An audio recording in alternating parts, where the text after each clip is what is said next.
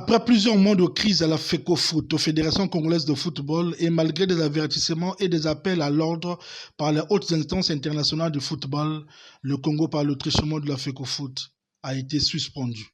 Réagissant à cette décision de la FIFA, le gouvernement congolais, par le truchement de son ministre des Sports, a donné la position du Congo face à cette décision au cours d'un point de presse. Le Congo est un pays souverain. Le football, il est d'abord congolais. Quand le drapeau du Congo est souillé, chers amis, quand nous sommes battus au Maroc 5-0, je ne sais pas où, 6-0, c'est du jamais vu.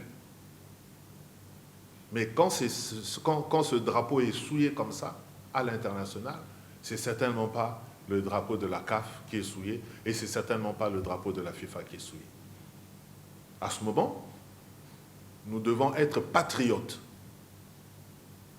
Je veux bien que la FIFA réglemente le sport mondial, que la CAF réglemente le sport africain, mais il y a des limites à tout. On aura certainement un compromis avec ces instances, la FIFA et la CAF, mais nous n'allons pas nous compromettre. Vous pouvez me croire. Un compromis, oui. Compromission, non. Il ne sera pas question, face à la débâcle du football congolais, de protéger qui que ce soit.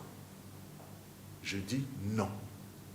Si à ce moment-là, on doit rester 20 ans sans jouer, on restera 20 ans sans jouer.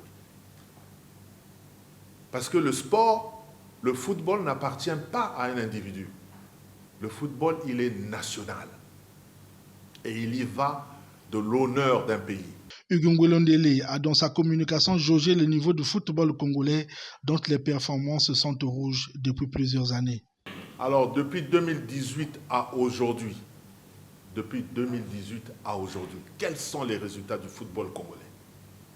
C'est la question que je pose aux journalistes. Faites des recherches. Et c'est qui le responsable? Lorsque le championnat national chez nous ne marche pas, est-ce que le championnat national est organisé par le ministère ou par la FECOFOOT? Je l'ai dit à l'Assemblée nationale, à l'hémicycle. J'ai parlé une fois, j'ai été interpellé par un député qui ne comprenait pas comment ça se faisait que l'équipe nationale du Congo, ça ne marchait plus. Et j'ai dit ce jour-là, après la défaite du Mali, j'ai dit tant qu'on ne changera pas la façon de gérer, on continuera à vivre ces débâcles jusqu'aujourd'hui. On y est toujours.